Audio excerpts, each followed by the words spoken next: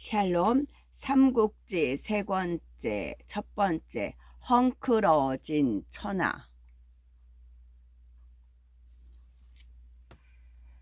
안겨오는 천하 풍우는 다시 서주로 우리를 벗어나는 호랑이 다져지는 또 하나의 기업 교룡 다시 연못에 갇히다. 전공은 호색에 씻겨가고 천자의 꿈은 수춘성의 잿더미로 스스로 머리칼을 뱀도 헛되이 꿈은 다시 전진 속에 흩어지고 가련하다 백운루의 추몽 아직은 한의 천하 교룡은 다시 창해로 원가도 중원을 향하고 급한 불길은 잡았으나 안겨오는 천하 안겨오는 천하. 어가가 황황히 홍농으로 길을 재촉하고 있을 무렵 조조는 아직도 산동에서 옆으로부터 되찾은 연주를 근거로 힘을 기르는데 여념이 없었다. 힘써 백성들의 사리를 보살피고 생업을 복두두며 널리 인재를 구하고 군사를 기르니 어느새 수백의 모사, 양장의 군사가 20만이요 창고마다 병기와 군량이 가득했다. 물론 조조도 이각과 곽사의 틈이 벌어질 때부터 장안의 소식을 듣고 있었다. 아니 오히려 그 어떤 제후보다도 더 예민한 눈과 귀로 조정의 동태를 살피고 있었다는 편이 옳았다. 그러나 장안성이 싸움터가 되고 전자와 공경들이 각기 이각과 곽사에게 잡혀 있다는 소식을 듣고서도 조조는 조금도 움직일 기색을 보이지 않았다.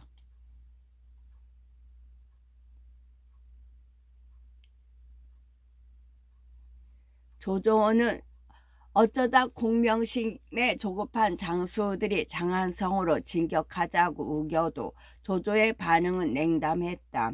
아직은 때가 아니다. 두 호랑이가 더 싸워 양쪽이 모두 상할 때까지 기다려야 한다. 만약 지금 대군을 몰고 장안으로 들어가면 둘은 반드시 싸움을 멈추고 힘을 합쳐 우리에게 대항해 올 것이다. 조조는 항상 자기가 움직이지 않는 이유를 그렇게 내세웠지만 그 마음속 깊은 곳을 살피면 반드시 그것만은 아니었다. 사실 조조도 좀 이각과 곽사의 싸움 소식을 전해 들었을 때 그 일이 자신의 생애에 어떤 변화를 줄 것 같은 예감이 들었다.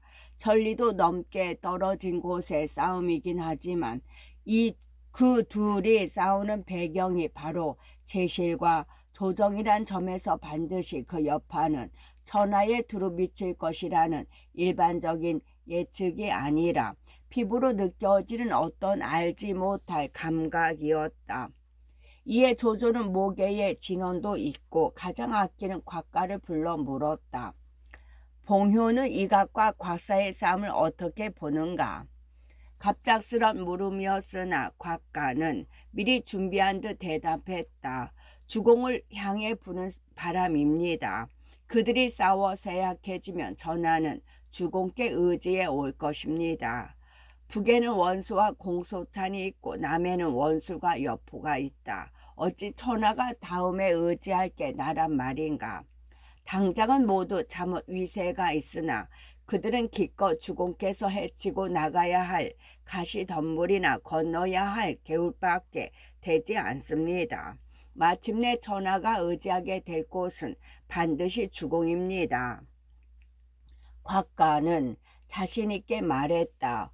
조조는 엷은 입술을 미소를 띤 채 듣고 있다가 슬면 물었다.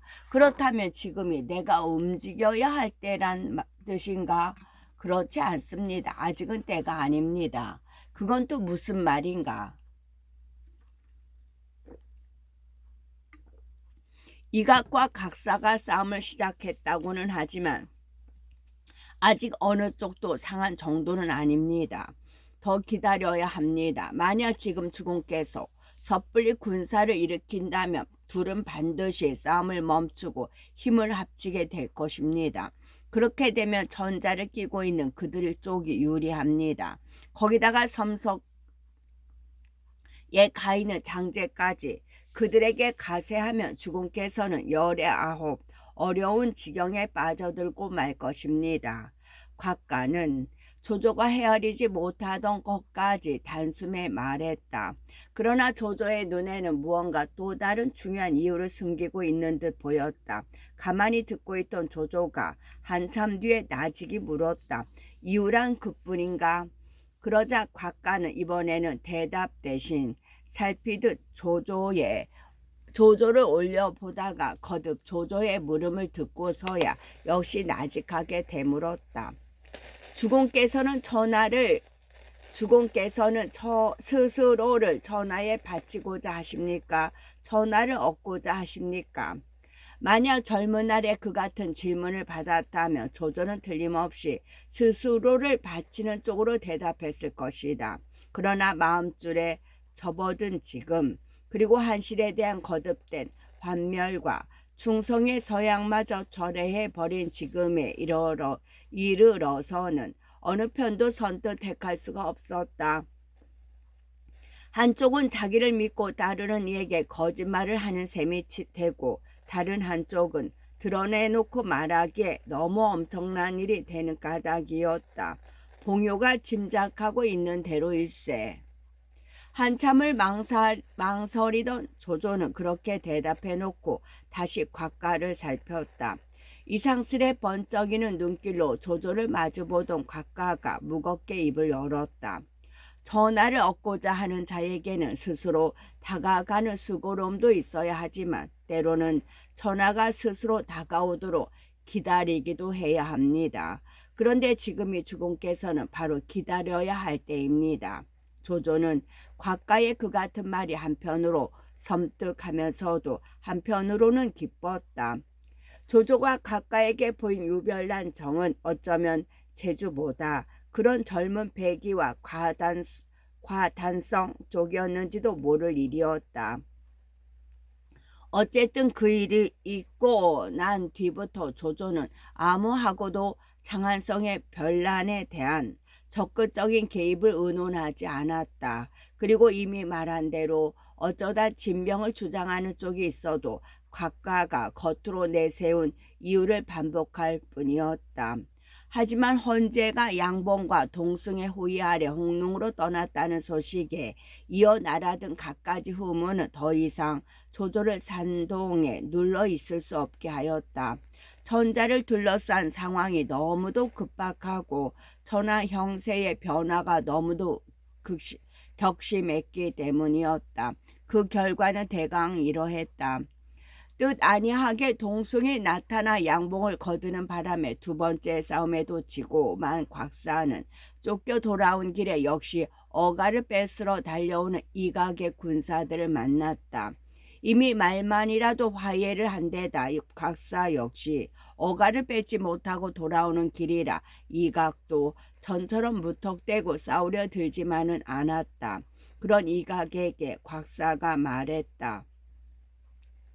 양봉과 동승 두 놈이 갑자기 나타나 어가를 구해 홍농으로 달아났네. 만약 이것들이 전자와 함께 산동에 이르는 날이면 우리는 끝장일세. 그곳에 자리를 잡고 전자의 영을 빌어 천하의 보고를 내리면 제후들은 모두 힘을 합쳐 우리를 칠 것이니 우리는 삼족이 살아남기 어려울 것이네. 이각이 듣고 보니 일인즉 낭패였다. 어제까지 창칼을 맞대고 싸우던 일을 까맣게 잊은 듯 곽사에게 새롭고도 엄청난 제의를 했다. 지금 장제가 군사를 거느리고 장안에 있으나 가볍게 움직이지는 못할 것이네. 자네와 나는 그 틈을 타 군사를 합쳐 홍릉으로 진격하세. 가서 한 나라의 전자를 죽여버리고 우리 둘이 전하를 반씩 나누어 갖는 게 어떤가. 곽사가 생각하니 그럴듯한 계획이었다. 그 자리에서 기꺼이 응낙하고 군사를 합친 뒤 전자의 행렬을 뒤쫓기 시작했다. 군량을 제대로 준비할 틈이 없었던 데다 원래가 그 기강이 제대로 안 된 군대라 필요한 것은 모두 약탈에 의지하니 그들이 지나는 골목에는 쌀 한 톨, 닭 한 마리 남아 나지 않았다. 이각과 각사가 군사를 몰아 뒤따라 온다는 걸 알자 양봉과 동승은 군사를 돌려 동간이란 곳에서 한바탕 싸움을 벌이기도 했다. 군세가 적병보다 약하니만큼 기계로 적을 물리쳐야 하는데 양봉과 동승의 입장이었다. 기계로 적을 물리쳐야 하는 게 양봉과 동승의 입장이었다. 하지만 이각과 각사 또한 싸움을 모르는 장수들이 아니었다. 양봉, 동승과의 싸움을 앞두고 서로 의논을 맞추었다. 적은 군사의 수요가 많지 못하니 혼전을 벌이면 이길 수 있을 것이네. 계략이고 뭐고 마구잡이로 밀어붙여 버리세. 그리고 거기에 따라 이각은 왼쪽을 맡고 곽사는 오른쪽을 맡아 산과 들을 덮으며 그대로 밀어왔다. 계책이라면 가장 좋은 계책이었다. 양봉과 동승도 각기 한쪽씩 맡아 대항했으나 워낙 군사가 모자랐다. 겨우 천자가 탄 수레만 보존했을 뿐 백관과 궁인들이며 장부와 전조, 서책 및 궁궐에서 쓰는 여러 가지 집기들은 모조리 버리고 도망치지 않을 수 없었다. 싸움에 이긴 이각과 곽사는 홍릉까지 군사를 몰고 갔다. 그리고 군사를 풀어 부녀자하를 겁탈하고 재물을 빼앗으니 홍릉은 죄 없이 배화와 다름없이 되어버렸다. 그런 다음 이각과 곽사는 군사를 나누어 선북으로 비에 가는 어가를 쫓았다. 양봉과 동승은 한편으로는 이각과 곽사에게 사람을 보내 여러 가지 약속으로 광화를 정하고 다른 한편으로는 몰래 하동으로 성지를 보내 그곳에 자리 잡고 있는 흑산적이 한 갈래를 불러들였다.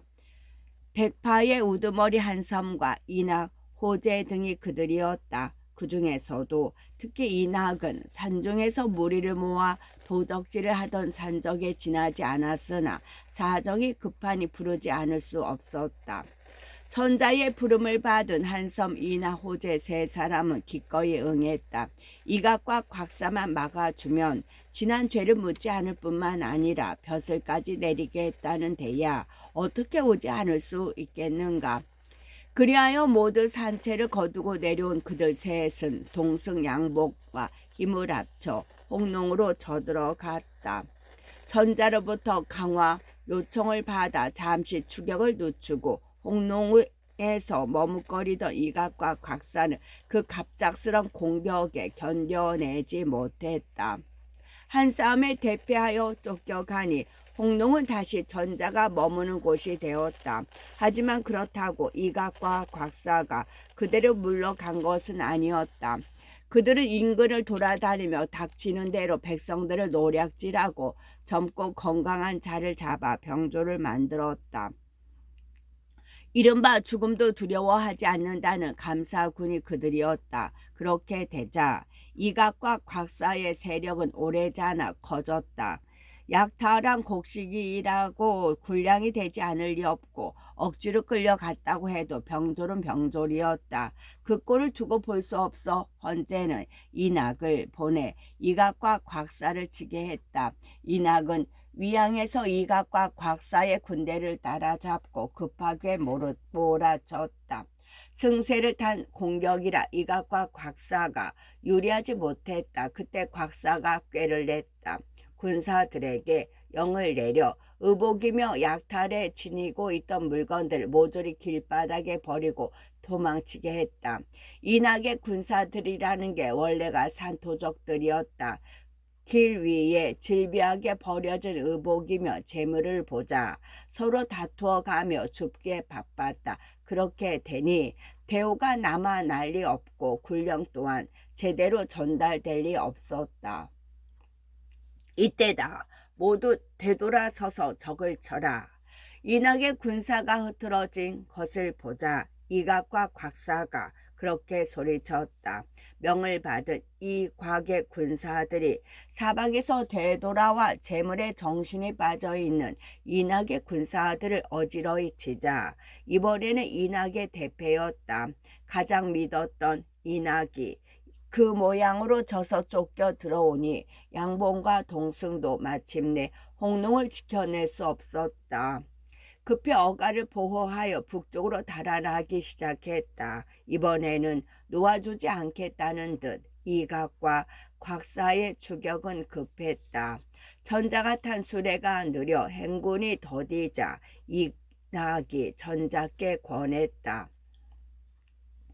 일이 급합니다. 바라건대 폐하께서는 말에 오르시어 먼저 피하십시오. 그러나 젊은 헌재는 의연히 대답했다. 짐이 어찌 홀로 살기를 바라 백관을 버리고 먼저 달아날 수 있겠소. 차라리 함께 사로잡힐지언정 그렇게는 할 수 없소. 그 말을 따르던 백관들이 한결같이 눈물을 흘렸다. 제가 한번 뒤를 막아보겠습니다. 호재가 그렇게 말하고 칼을 휘두르며 밀려온 이각과 곽사의 군사들에게 마주쳐 나갔으나 소용없었다. 개미떼처럼 밀려오는 난군 가운데서 누구의 병장기에 의한 줄도 모르고 목숨만 잃었을 뿐이었다. 폐하, 아무래도 수레를 버리시고 걷는 게 낫겠습니다. 어서 내리십시오. 일이 급한 걸 보고 양봉이 다시 권했다. 전자도 이번에는 그 말을 따랐다. 군신이 앞서거니 뒤서거니 하며 한참을 가다 보니 황하가 앞을 가로막았다. 이제는 더 나갈래야 나갈 수도 없게 된 것이었다. 이낙의 무리가 어디선지 작은 배 한 척을 찾아와 물을 건너려 했다. 이때 날씨는 몹시 추웠다. 머뭇거리는 황제와 황후를 억지로 부축하여 배에 오르게 하려 했으나 강 언덕이 높아 배를 댈 수가 없었다. 말 고피 줄을 이어 폐하의 허리를 묶고 배에 내리게 하는 수밖에 없소. 이각과 곽사의 추격이 급한 걸 보고 양복이 황망하게 말했다. 황제 곁에 있던 사람들 가운데서 국구인 복덕이 흰 비단 10피를 내놓으며 말고피 줄을 대신케 했다.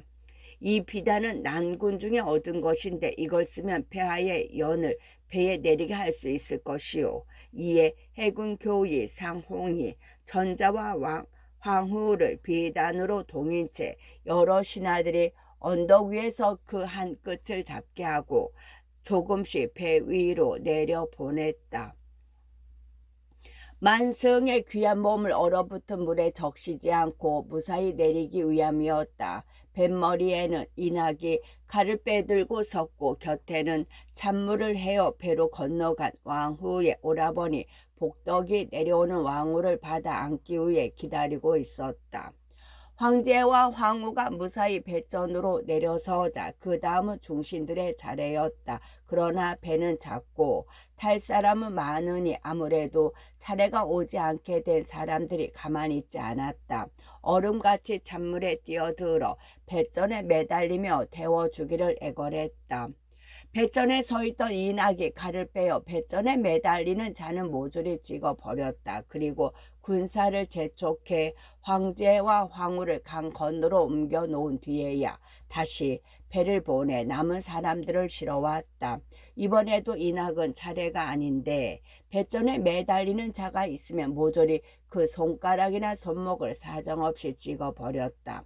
바람찬 겨울 강가에 때아닌 곡성이 하늘을 울렸다. 그렇게 강을 건너고 보니 헌재 주위에 남은 것은 겨우 대신 여남은 명이었다. 헌재는 양봉이 어디선가 구해온 소달구지를 타고 대항에 이르렀다. 황망한 피난길이라 줘서 공양인들 제대로 될 리 없었다. 저녁도 굶은 채 어느 헌 기와집에 자리를 정하고 누웠는데 이름 모를 촌 늙은이 하나가 조밥을 진상했다. 헌제와 황후는 함께 수저를 들었으나 그 거친 밥이 제대로 목구멍을 넘어가주지 않았다. 이튿날이었다. 그렇다고 달리 의지할 만한 데도 없는 황제는 이낙을 정북장군, 한섬을 정동장군으로 삼아 격려한 뒤 다시 수레를 움직이게 했다. 그런데 얼마 가지 않아 두 대신이 찾아와 수레 앞에 엎드리며 통곡을 했다. 보니 태희 양표와 대복 한융이었다. 모두 지난날 손발같이 부리던 측근들이라 그들을 만난 황제와 황후는 함께 눈물을 지었다. 한동안 눈물로 다시 만난 반가움을 대신한 뒤 한융이 말했다. 이각과 각사 두 도적이 신의 말을 제법 믿는 편입니다. 신이 목숨을 걸고 저들을 달래 군사를 물리게 하겠사오니 폐하께서는 부디 옥체나 잘 지키십시오.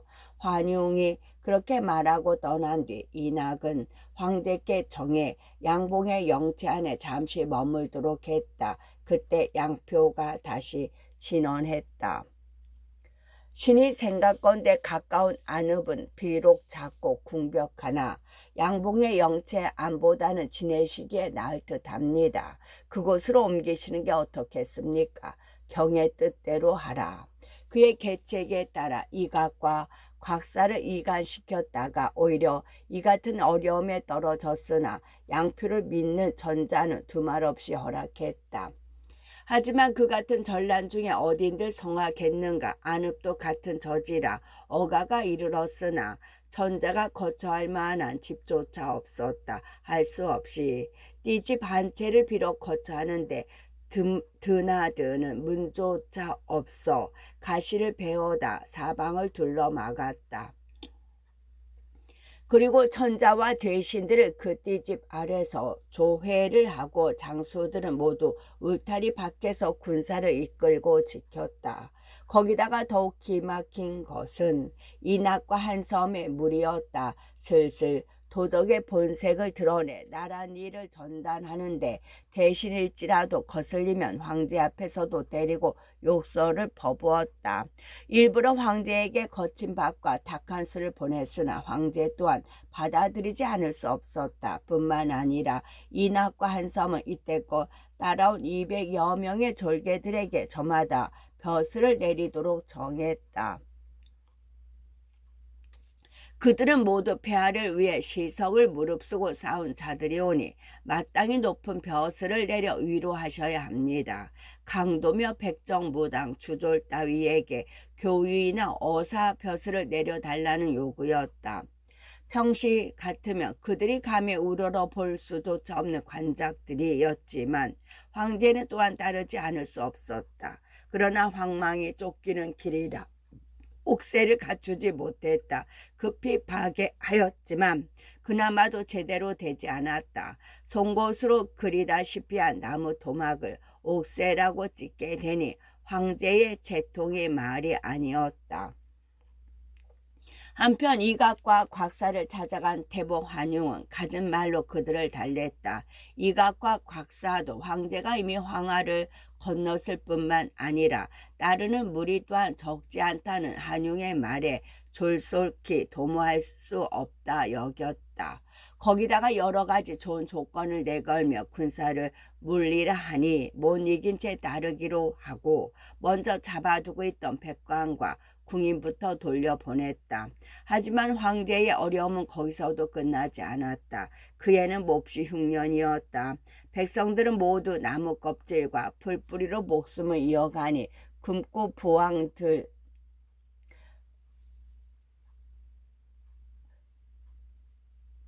들어 죽은 시체가 들판을 덮었다. 다행히 하안의 태수 장양이 고기와 쌀을 보내오고 하동 태수 왕업이 비단과 배를 보내 전자는 차차 지내기가 나아졌다. 동승은 양봉과 의논하여 사람을 보내 낙양의 궁궐을 수리하게 하는 한편 어가를 그리로 모시려 했다. 이낙이 곰곰 생각해보니 낙양에 돌아가봤자 자기에게 별로 이득이 있을 것 같지 않았다. 근본이 떳떳지 못한 데다 그동안 해놓은 짓이 있어 뒤가 캥기기도 했다. 이낙이 이런저런 핑계로 낙양에 돌아가지 않으려 하자 동승이 좋은 말로 달랬다. 낙양은 원래가 천자의 도비였던 땅이요. 이 안읍은 땅이 좁고 물산도 넉넉지 못하니 어찌 오래도록 어가를 머무르게 할 수 있겠소. 이제 어가를 모시고 낙양으로 돌아가는 게 이치에 맞는 일이요. 그러나 이 낙은 벌컥 성까지 냈다. 정 그렇다면 그대들이나 어가를 모시고 낙양으로 돌아가시오. 나는 여기 있겠소. 딴에는 그렇게 하면 차마 돌아가지 못하리라 여겼다. 어가를 호위하는 군사들이라는 게 태반이 이낙의 졸개들이라 동승과 양복이 아무리 급하다 해도 몇 안 되는 자기 군사들만 믿고 어가를 움직이지는 않으리라고 생각했기 때문이었다. 하지만 동승과 양봉은 끝내 어가를 낙양으로 되돌리게 했다. 어렵더라도 돌아만 가면 관동의 제후들 가운데 하나를 불러들일 작정이었다. 생각과는 달리 어가가 기어이 낙양으로 떠나자 이낙은 마음을 달리 먹었다. 가만히 사람을 이각과 각사에게 보내어 함께 천자를 사로잡자고 제안했다. 자기 군사만으로는 동승과 양봉의 수하를 이겨내지 못할 것 같아 이각의 무리와 손을 잡은 것이었다. 동승과 양봉은 이낙의 그 같은 계획을 알자 밤낮을 쉬지 않고 길을 재촉하는 한편 천자의 어가를 행렬의 맨 앞에 세워 기관을 넘게 했다.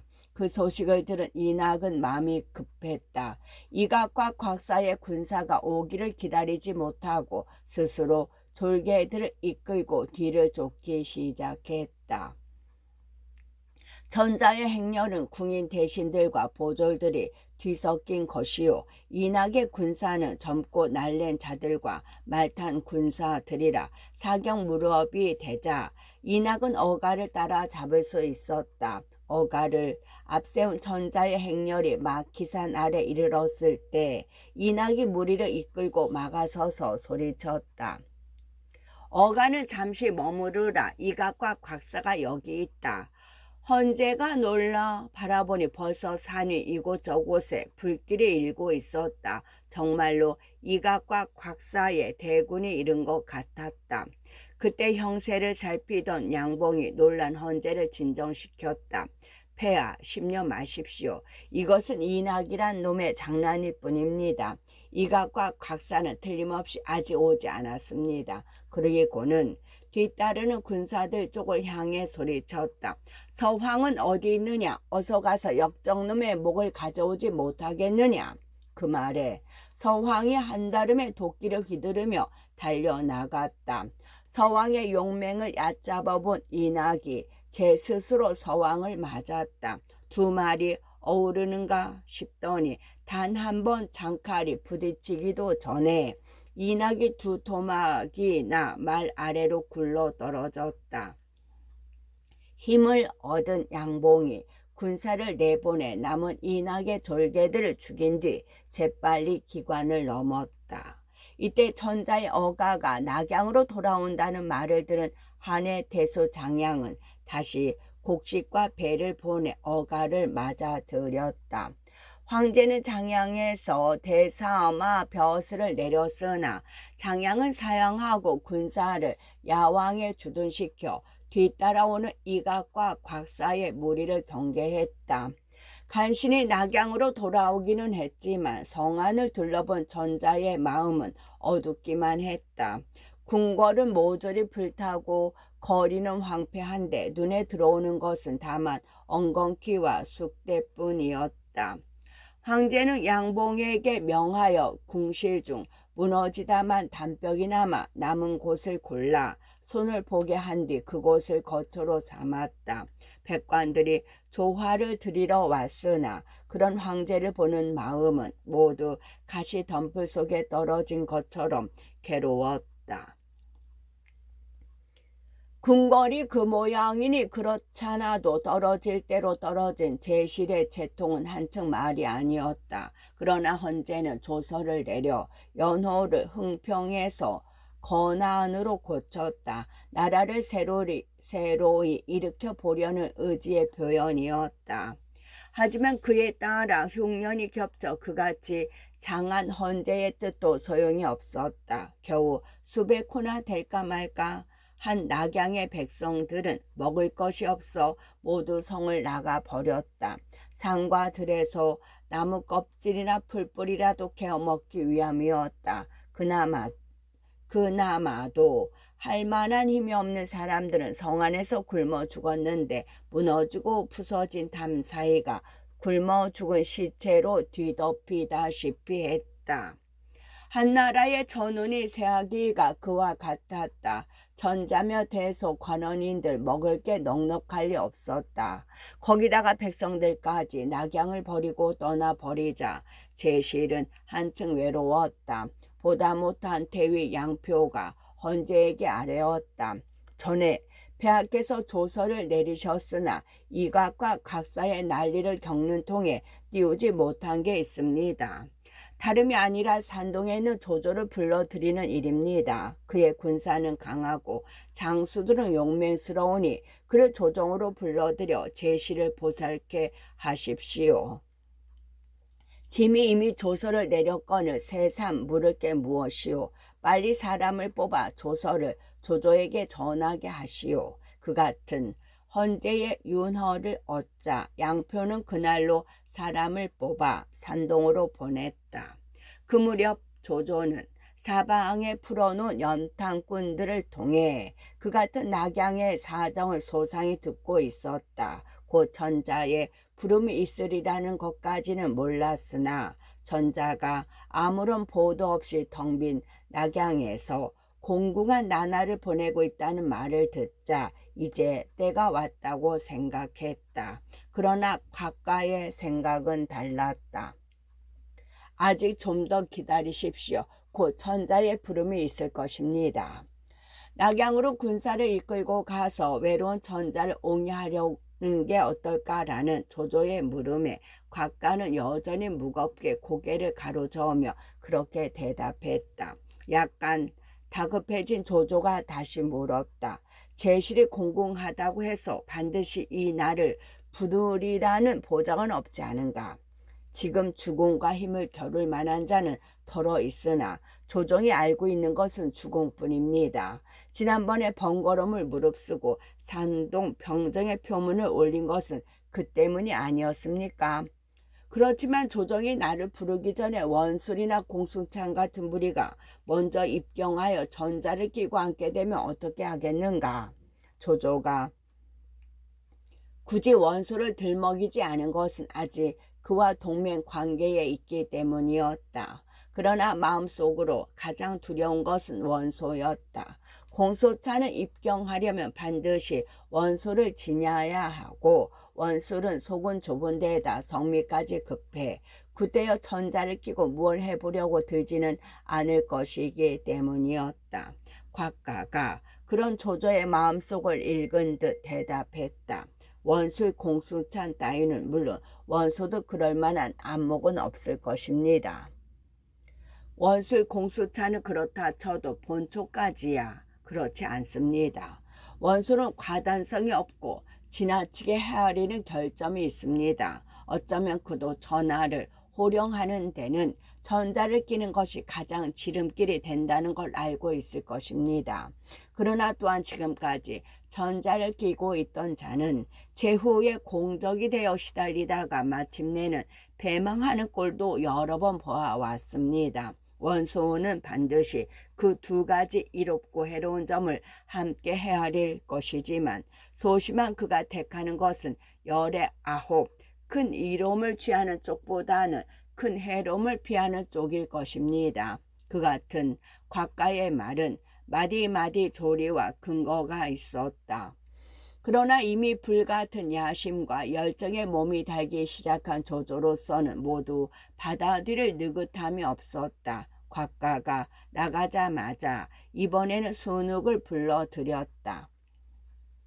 들으니 방금 성상께서는 이각과 각사의 수중에 벗어나 낙양에 돌아와 계신다고 하오. 그러나 낙양서는 흉년으로 덩비고 폐하는 호위하는 것도 동숭 양봉의 수와 몇백에 지나지 않으니 가위 버려져 있음이나 다름없소. 문약은 이제 우리가 어떻게 하면 좋을 것 같소. 조조의 그 같은 물음에 순욱은 기다리고 있다는 듯 대답했다. 지난날 진문공은 주 양왕을 모심으로써 여후 제후들이 복종하였고 한고조께서도 의제를 위해 발상을 함으로써 전하의 인심을 거두어 드렸습니다.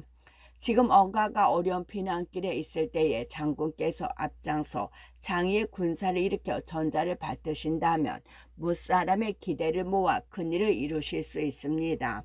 만약 일찍 일을 꾀하시지 않고 머뭇거리시다가 다른 사람이 나서게 될까 두렵습니다. 그 말에 조조는 매우 기뻤다. 순욱의 뜻이 자신과 같을 뿐만 아니라 언제부터인가 속으로 은근히 불안하게 생각하던 순욱의 마음속을 일부나마 확인한 것 같은 느낌 때문이었다.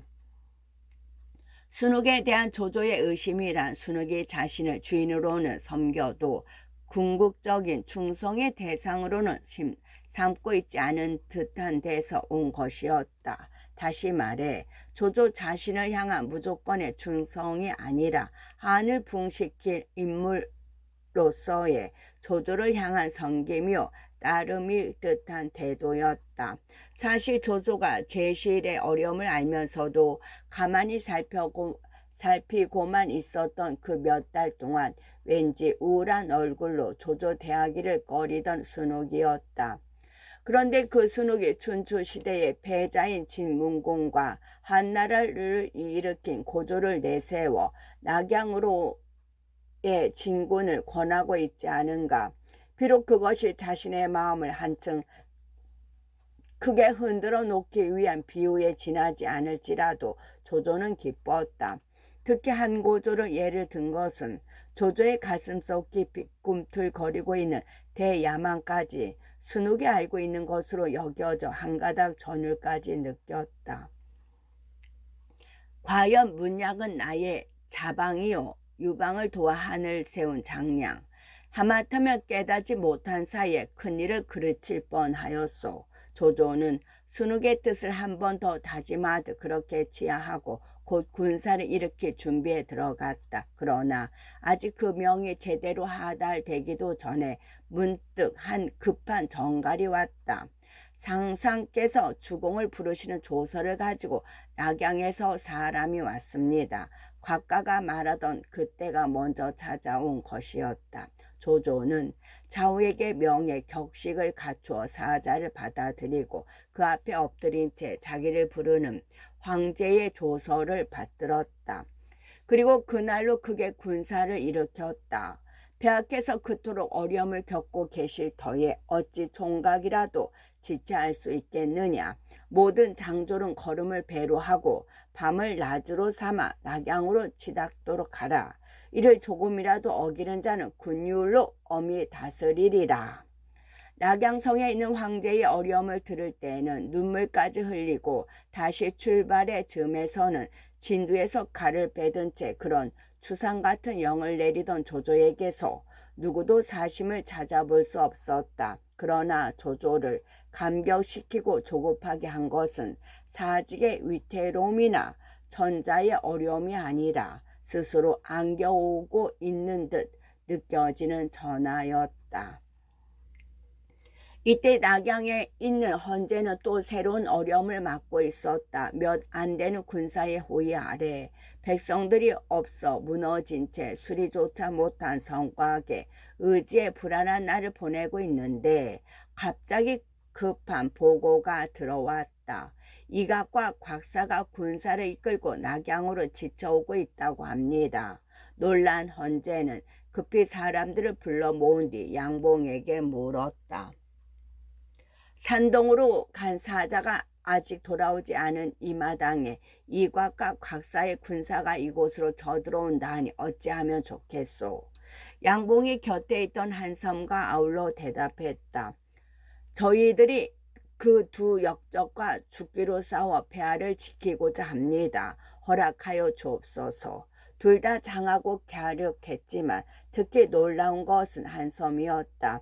비록 출신은 산적에 지나지 않았으나 한번 천자의 부름을 받아 나온 뒤에는 그 누구에 못지않은 충성을 바쳤다. 옛 동료였던 이낙의 유혹도 뿌리치고 험한 낙양길을 택하여 몸을 돌보지 않고 어가를 지켰으며 이제는 형세가 이롭지 못함을 뻔히 알면서도 전자를 위해 기꺼이 죽으려 하고 있는 것이었다. 하지만 이각과 곽사에 비해 그들이 거느린 군사가 너무 적었다. 그걸 근심한 동숭이 조용히 입을 열었다. 두 분의 뜻은 장하오만 성곽은 튼튼하지 않고 병갑은 아울러 적에게 미치지 못하니 실로 걱정이요. 만약 싸워서 이기지 못하면 그때는 또 어찌하겠소. 우리의 한 목숨 바치면 그뿐이라 해도 폐하께서 여기 계시니 차마 양책이라 할 수 없구려. 차라리 어가를 모시고 조조가 있는 산동으로 피해 가만 못할 것이요. 그 말에 양봉과 한섬은 얼른 대꾸를 못했다. 경이 말이올소. 특히 산동으로 떠나도록 하시오. 황제도 동승의 말을 옳게 여겨 그렇게 결정을 내렸다. 이에 고단한 어가는 다시 비난길에 오르는데 말이 없는 백관들은 모두 걸어서 뒤를 따랐다. 일행이 막 낙양성을 벗어났을 무렵 화살이 날아갈 거리도 못 미치는 곳에 자욱이 먼지가 일며 북소리와 함께 수많은 인마가 달려오고 있었다. 황제와 황후는 두려움에 떨며 입조차 열지 못했다. 그때 무리 가운데에서 한 말 한 필이 나는 듯 황제 일행 쪽으로 달려왔다. 가까이 오는 걸 보니 전날 산동의 조조에게 사자로 보냈던 이였다. 어가 앞에 무릎을 꿇기 바쁘게 전작게 아뢰었다. 조 장군은 산동의 병마를 모조리 이끌고 폐하의 소명을 받들고자 달려오는 중입니다. 도중에 이각과 각사가 낙양을 범하려 한다는 소식을 듣고 하후돈을 선봉으로 삼아 상장 10명과 정병 5만을 보냈습니다. 어가를 지키게 하려 함이니 이제 폐하께서는 심려를 그치시옵소서. 그제야 헌제도 마음을 놓았다. 오래전에 하우돈과 하저와 전위 등을 이끌고 어가 앞에 나타나 굴레로 헌제를 배웠다. 경들의 수고로움이 크다. 힘써 역적들을 치고 나라를 평안케 하라. 헌제가 그렇게 하우돈을 위로하고 있는데 다시 동쪽에서 한때의 군사가 이루고 있었다. 헌제는 즉시 하우돈에게 명하여 다가오는 군사들이 어느 쪽인지 알아보게 했다. 조 장군의 보군이 이제 당도한 것입니다. 하우돈이 곧 그같이 알려왔다. 조금 있으려니 조홍 이전 악진이 보졸들을 이끌고 나타나 어가 앞에 엎드렸다. 황제의 물음에 이름을 밝힌 조홍이 다시 아뢰었다. 신의 형은 적이 가까이 왔음을 알고 혹시라도 하우돈 혼자서 당하기 어려울까 걱정하고 있습니다. 이에 신과 몇 장수에게 속도를 배로하여 달려가 도울하기에 이렇게 온 것입니다. 헌제는 기뻤다. 도 장군이야말로 정말 사직을 위하는 신하로다. 그렇게 조조를 지하한 뒤 조응으로 하여금 어가를 보호하며 앞서게 했다. 그때 단마가 달려와 알렸다. 이각과 곽사가 군사를 이끌고 지쳐 들어오고 있습니다. 그러자 헌제는 두려움 없이 명을 내렸다. 하후돈과 종 두 장군은 각기 길을 나누어 두 역적을 치도록 하라. 영을 받은 하후돈과 조홍은 곧 군사를 둘로 나누어 이각과 곽사를 맞으러 나갔다. 각기 양날개를 이루며 마군을 앞세우고 보군으로 뒤를 받치게 한 뒤 일제히 공격했다. 원래 산동의 정병만 뽑아 선봉으로 삼은 데에다 조조 마카의 맹장들이 앞장서서 들이치니 헌제 일행은 장뜩 얕보고 쫓기에만 급급했던 이각과 곽사가 당해낼 리 없었다. 한 싸움에 크게 져 목 없는 시체만 만여구나 남겨놓고 달아나고 말았다. 폐하, 이제는 안심하고 낙양으로 항공하십시오. 이각과 곽사를 멀리 쫓아버린 하우돈이 그렇게 헌제에게 권했다. 조조가 대군을 이끌고 와 지켜준다는 데야 헌제인들 낙양을 버릴 까닭이 없었다. 곧 어가를 돌려 낙양으로 돌아가 무너지다 남은 옛 궁궐에 자리 잡았다. 하후돈과 조홍은 성 밖에 군사를 머물게 하여 다시 올지 모르는 이각과 곽사에 대비했다. 조조는 그 다음 날에야 대군을 이끌고 낙양에 이르렀다. 먼저 성 밖에다 영체를 세우고 군사들을 자리 잡게 한 뒤에야 성 안으로 들어가 전자를 배웠다. 조조가 궁궐 계단 아래 엎드리자 황제는 병시인을 허락하고 좋은 말로 노구를 지하했다. 병시인은 국궁을 안 한다는 거. 조조가 입을 열어 그런 헌제를 더욱 기쁘게 했다. 신은 일찍부터 나라에 큰 은혜를 입어 항시 보답하고자 마음에 새겨두고 있었습니다. 이제 이각과 곽사 두 역적의 죄가 땅을 덮고 하늘에 닿을 만하니 신은 그동안 기른 날랜 군사 20만을 들어 두 역적을 치고자 합니다. 이른 나름으로 거스름을 지는 것인즉 어찌 이기지 못하겠습니까? 폐하께서는 다만 용체를 보증하심으로 사직에 크고 무검을 잊지 마옵소서. 이에 헌제는 조조를 영사의 교유 가절월 녹상 서사로 삼았다. 어제까지 명목뿐인 외직에 있던 조조가 하루아침에 조정의 대신으로 들어앉게 된 것이었다. 한편 이각과 곽사는 한 싸움을 크게 지고 난 뒤에야 산동에 조조가 온 줄 알았다. 그러나 한때 나라의 대권을 쥐고 흔들던 그들의 기억에 조조는 그리 대단한 인물로 보이지 않았다. 첫 싸움에 진 것은 다만 뜻밖의 공격을 받은 탓이라 단정하고 둘이 모여 다시 싸울 의논을 했다. 끝.